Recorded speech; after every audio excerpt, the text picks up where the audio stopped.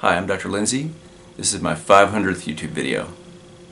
And we're discussing a good patient of ours named Ed, who at the time of his initial surgery with me was actually his third surgery. And that's been 10 years ago. I've posted his story a couple of times, but now I have 10-year pictures that he sent in from St. Bart's, Virgin Islands. And so we're going to talk about the Norwood scale. Why didn't he have a result from his first two cases someplace else? How we did his first case, and then he got hit by an airplane. And then we did two more cases. I went to visit him, and we went to the place where he got hit by the airplane, and we have a little video of a plane coming in and almost clipping a guy standing where Ed was. And I hope you enjoy it. Ideally, I would show you a picture of a guy that had a virgin head and was bald, and a year later or 2 years later, after two cases, he's got a full head of hair. Unfortunately, Ed had already wasted two strip cases with somebody else and had this head. There's no hair there. Well, there's a couple hairs right in the front. And so you ask, well, what happened? I suspect it was a combination of poor planning, poor doctor choosing, poor execution, and it's certainly not poor protoplasm. This dude exercises continuously, or even now at age 67, more than I do, and I ran a full Ironman. So he is a muscly, well-heeled fellow. I'm not sure what happened. I think it was just poor planning, poor execution of the hair transplant. And we see this frequently, and it's not that uncommon to get, not the best hair transplant from someplace. In fact, a phone call just while I was setting up, a guy had two hair transplants someplace and said that the second one didn't really go that well, but he didn't want to go back to the guy that didn't do it. Well, that's probably the correct answer. If you need a little tune-up, perhaps go back. But if it really didn't work, maybe pick a different doctor, do a little more research. That's what these videos are for, and it's what online educational areas are for, so that you, the potential consumer, can make good decisions. So anyhow, back to Ed. Here he came in, and he looked like this, and he's had two hair transplants. He's got still a good bit of donor area. You can't see that anything was done other than a few hairs up in the front. He certainly didn't have any visible scarring in the back unless you really shave his head and look. And so he heals very well. And I'm not sure what was done or how many grafts were done, but he's a class 6 hair loss. And he's got limited options now that he's wasted some donor hair. So let's talk about the Norwood scale of hair loss. Class 1, or even sometimes people call it class 0, a child's hairline, when it's down here. And then, through a combination of genes, DHT receptors, DHT is a chemical that's made from testosterone metabolism, luck, stress, and probably some environmental factors, hair tends to go away in people that are genetically susceptible to it. So for example, me, I'm 58, I still appear to have decent hair, but we moved to our new office just a few weeks ago, and it's got an elevator that's got really crappy lighting in it, and with this hair length, you can easily see that I'm progressing towards a class 5 hair loss, which means a little hair here in the front maybe, and fairly thin between my two hands from the front to the anterior crown. So class 0 or 1 is normal hair. Class 2 is probably the frontal triangles go back a little bit. Class 3, my front is somewhere between a 2 and a 3, and then 4 and 5 and 6 just continue to march back and down the sides. And class 1 through 5, for most patients, if a procedure is done with thought and care, good coverage can be attained from class 1 to 5. In fact, you might not even need to do anything at class 1. Once you get to class 6, for most people, the density of the donor area is not enough to allow coverage from my two hands from the front all the way to the back of the bald spot. And so then you're stuck with, do you frame the face and have a bald spot, or do you do nothing? The worst thing you can do is sprinkle a little hair from the front to the back and just have a little bit of thin coverage over the top of the head all the way to the back. because then you really haven't accomplished anything except a money exchange between the patient and the doctor. And class 7, like Friar Tuck, that's a fight that generally cannot be won. Now, if you watch all previous 499 of my YouTube videos, you'll see a number of class 7s. We do probably 5 or 6 per year. But I'm very careful to make sure that the patient understands the limitations, and we're probably only just framing the face and still leaving a big bald spot. And that clearly is not the case that most people want, but it's certainly the case that some people want. So Ed came in as a class 6 after wasting some hair someplace with really a nice donor area, as you see here, and we concocted this plan. And you'll notice that the line we drew is relatively conservative. It's fairly high up in his head, so that we can frame his face and get him as much coverage as we can. And then there's some irregularities in my design out in front, so that it doesn't look like a straight line. God does not make straight lines. You can't find straight lines when you drive through nature and look at woods and trees. So we stagger it, so again it looks not like a hair transplant, but just like hair. We then proceeded with the procedure. Here are the slits that are made. And in taking out his strip, I found a sebaceous cyst, which is pictured here. That's a benign cyst, probably caused by some buried skin from his previous surgery, since it was right along his strip. People can get sebaceous cysts from a variety of things. Back when I used to do a lot more insurance work, I bet I took out a sebaceous cyst from a patient here in Northern Virginia once a week for 16 years. 900 sebaceous cysts, and sometimes they run in families. I can remember a number of people who came in with cysts everywhere with no previous surgery. And it doesn't mean anything. It's just a benign growth of skin cells that ought to come out before it gets too big. So then here he is at the end of the case, and we did 2,811 grafts, which was easy to do. We got it done probably in 4.5 or 5 hours. And then Ed stayed for a week, and we took out his stitches. And then he went back to Ohio. I think he lives in Ohio. And this was, I think we did him on August 1st, 10 years ago today. And so generally people will send me a picture of their scar at 6 weeks if they live out of town, and then I don't hear much from them. And probably half of people send me a picture at 6 months. And then I like to see a picture at 13 or 14 months, or have people come back in. And for Ed, we had planned to do a second case anyway. So in mid-January, I get a call on my cell phone around 8 in the morning from overseas. And it's Ed. He's in a hospital. He'd been hit by a landing airplane at St. Bart's, and had his head filleted open. That's not good. Let me tell you a little bit about St. Bart's.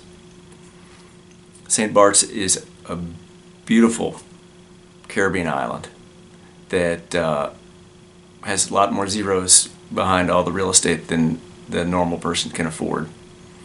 And it's near St. Martin. And I had the occasion to go to St. Martin back when I was in back during residency, and took a boat over to St. Bart's and couldn't afford anything. And I think I got a hamburger. And then the thing I remember about St. Bart's, and I would encourage, if you're interested, go on YouTube and search airplane landings at St. Bart's, because what happens is, here's the island. And in the middle of the island there's this mountain range. It's not really a mountain range, it's about 800 feet. Let me move it to the middle. And so the town and the docks and everything over here, and the airport's right there. And so there's two ways to get to the airport. One is you can fly in like this over the ocean, which would be super easy, or you come down across the top of this hill. And because of the prevailing winds, frequently, probably more often than not, they're landing over top of this hill, and you have to come straight down and land on this runway. Here's a picture of it. And here's the landing over the ocean. So I remember back when I was in residency, I went down there, going and standing at this little traffic circle right here and watching planes land. I thought it was pretty cool. And Ed is a professional photographer. And he knows the pilots, and he's kind of a celebrity on the island, and he was contracted to do a photo shoot and was standing at the top of that hill when a plane came in and hit his head.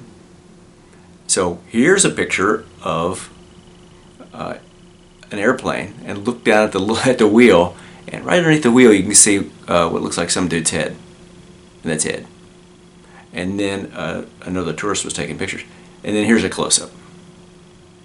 Now Ed, I remember that he told me he used to have some kind of blog or something, and he knows all the pilots from Win Air, and he had talked to one of the pilots that hit him, and I guess there was some comment that, yeah, they were coming in to land and they felt a bump, and they were wondering what it was, and it was Ed's head. And I think there might have been some discussion on the cockpit radio, like, what do we hit? And it was Ed. Ed is not the first person that's gotten hit.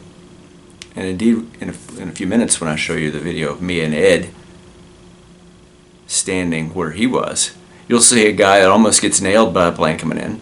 And just look, doing the research for this video, if you just search St. Bart's Landings, you're going to see a bunch of people standing there almost getting hit. But Ed's the first person that got hit and lived. Well, fortunately, Ed did not have any brain injury. His skull didn't get cracked. It just filleted open his head. And remember, I told you Ed scars really well. So if somebody sewed him up, and although he'd lost a moderate amount of hair in that area, he didn't look half bad when he got back to see me at about 3 years. I mean, it's a sparse amount of hair. Would have been better if didn't get hit by a plane, but he rolls in, and then, so we did a second case on Ed of 1,811 grafts. And again, he heals so well, his scar still is almost imperceptible. Now, if you look at all my videos, I've done about 4,200 facelifts. I think I sew pretty well. My average strip scar is about 1.1 millimeters, about what this thing on my glasses is. I get about 185 or 190 of those a year. We get about 10 strip scars a year that are like Ed's, where you really can't find them, but only 10 out of 200. And we get 6 or 7 scars a year that are probably thicker than this part of a pen, not as thick as that. And you, the potential customer, might say, well, what'd you do wrong there, fella? And the answer is, everybody gets sewn up the same way. It's just how the variability in how people heal. So about 3% of our patients need hair longer than what I got today to conceal that, and 95 or 96% need hair shorter, can have hair shorter than that. So we did that second case of 1,811 grafts. When uneventfully he went back to St. Bart's, and then a year later he rolls in for a third case. Now we've got to be careful, because he's already had 2 cases that didn't work. He's had 1 case that really went well, and then he filleted his head open, but turned out okay, and he did a second case, which turned out really good. Here he is before his third case, and you might say, well, what are you doing? Why are you doing it anymore? And the answer is, he wants to add a little more hair back to the back. And we're not going to cover everything, but he likes to, he would like to cover a little bit more real estate. Now, we could get plenty of hair out of him at the expense, though, of his donor area. So if you look at his pictures, his donor area is probably like this. If you start whittling away and keep going, you'll have no donor area. And I've seen that on several patients that have come in here from other people, and there's just no hair back there. There's some hair, but that doesn't look right either. So it's always a balance in hair restoration and facelifts. But how much is enough? You got to do enough to satisfy the patient without being stupid about it. And honestly, in cosmetic surgery, there are a lot of people that both want to do stupid things, and a lot of doctors that are willing to do those stupid things in service of the almighty dollar.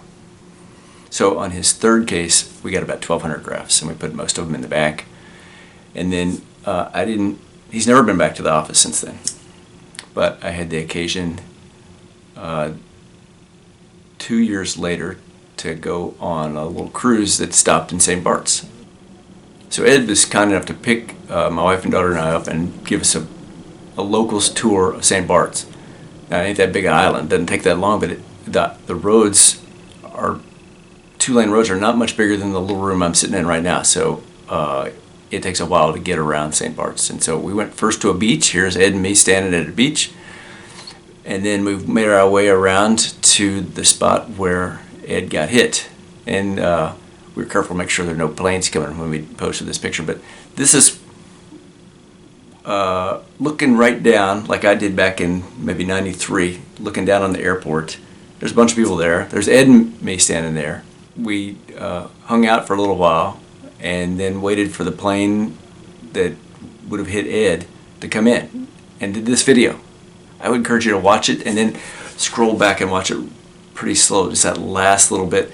And you'll see there's a dude standing where Ed and I just were in that picture I just showed you. And that plane comes in and it almost nails him. And it's unbelievable how close it is. And this is just a random day. I'm sure this happens every single day at St. Bart's. So watch this. No, that's a Win Air. That's the one that hit you? Well, that's the exact kind of plane. I don't think that's the one. Yeah, that's the Win Air plane. I'm going to get down behind this car.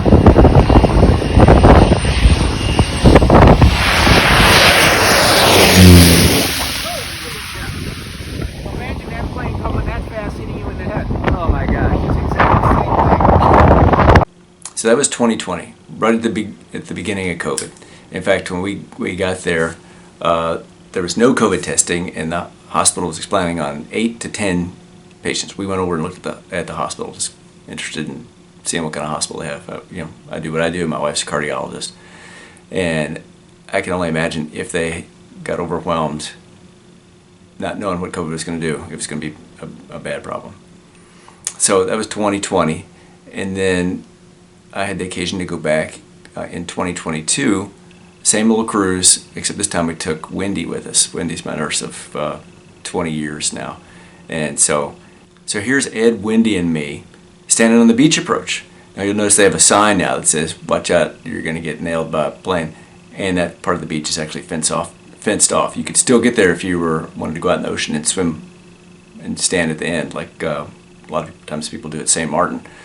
But it's all because of Ed's injury that they've sealed off that part of the beach and prevent people from getting hit at that end. And then we go riding around the town, and we go to this bar, and there's a big newspaper clipping of Ed's story. And he's really kind of a fixture at downtown St. Bart's. And it was people would say, hey, what's going on? Everybody knows this dude, and it was really quite fun. So I'd kind of given up on getting any real pictures of Ed. I know he wasn't coming back up to our area. We hear from him. He sends us cards every year, and doesn't really have any reason to come to DC. And he didn't really want to do any pictures. He's a professional photographer, but he didn't really want to take his hat off and pose out in the sun. He wears that hat all the time. He says he's gotten some skin cancers on his face and his head. So I understand. And then 2 weeks ago, it's been 10 years today, so 10 years minus 2 weeks. Ed sends me a picture and tells me it's been 10 years and he's happy, and here's a picture. And so this ain't a bad picture. And I said to Ed, you're a professional photographer. Do you think you could do a couple inside and a couple outside and different lighting? And that's what I got. I got 4 pictures that are relatively unremarkable. But if you look where he started, he was bald with 19 hairs from 2 previous failed hair transplants, and where he wound up. He's happy. He looks unremarkable. If you ran into him in St. Bart's, you would not say there's a dude that had a screwed up hair transplant or a hair transplant. You just see a happy dude running around with a camera. So what would I do differently if we were doing this again? Well, I probably would have told him to put his head down and not stand near the end of the runway. That's probably the biggest thing. Ideally, he would not have gotten hit by an airplane, and we would have done 2 average size cases and been done. We do plenty of repair cases. In fact, before COVID, 80% of our patients were repair cases. And then we did a lot of new cases because people sat at home, didn't have anything to do except do research. And now we're back to doing certainly more than 50% repair cases. So the key for you, the potential customer, is make sure you want to do this. Nobody needs a hair transplant. You can wear a hat, you can have your head shaved. Hair transplants are not necessary for anyone. You could wear a hairpiece. I generally think for men that's a poor choice. They tend to look obvious. I can think of a number of local people I see at the grocery store. That's really the only shopping I do, and I see them there, and they just aren't good. I'm sure there are good ones that I don't recognize, but I only see the bad ones. It's kind of like hair transplants. You see the bad ones, and you don't see the good ones. And there's so few good hair transplants compared to the bad, and so few good hair pieces compared to the bad. I'm not a big fan of hair pieces. There are two medicines people can try. Maybe more than that, but the two that I would suggest would be Rogaine or minoxidil applied topically. People are now taking it orally. There's a little article that Wendy and I review from kind of the Hair Transplant magazine that talked about the incidence of EKG changes with oral minoxidil. When you're an old dude like me at 58 or a younger person, I'm not sure how safe it is to have EKG changes, so I personally do not prescribe oral minoxidil, but I don't have a problem if you want to take it. I do think oral Propecia is good. I'm not so sure about the topical Propecia. It's probably okay if you're not doing a hair transplant, but look at the ingredients. It generally has some type of fruity acid in order to get the material through the skin and down to the hair roots, just like the acid we put on women's faces to help with wrinkles. But I worry a bit about applying that after a hair transplant until those hairs have taken roots. It would be like if I planted a bunch of trees in your yard and then you caught me and walking my dog over and let my dog pee on it pretty quickly. After a while, and those roots of your new bushes have kind of gotten into the ground, a dog pee's probably not going to kill them. But early on, you can definitely, I say this personally because I've planted roughly 3,000 real trees and easily 70 or 80 bushes of my own. And you got to take care of those roots of plants until they get sufficient nourishment from the soil, and the same thing with hair. You can do a hair transplant, and that's really about it currently. I suspect if society still exists in 20 years, that there'll be all kinds of miracles. Genetic engineering, cloning of hair. I'm quitting in 5 years and 11 months. I suspect there's nothing really revolutionary that's coming before I quit. But I could be wrong. In any case, I hope you enjoyed this video. We talked a little bit about the Norwood scale, about repair cases, and about an interesting guy that got hit by an airplane. If we can help you, please give us a call. Thank you.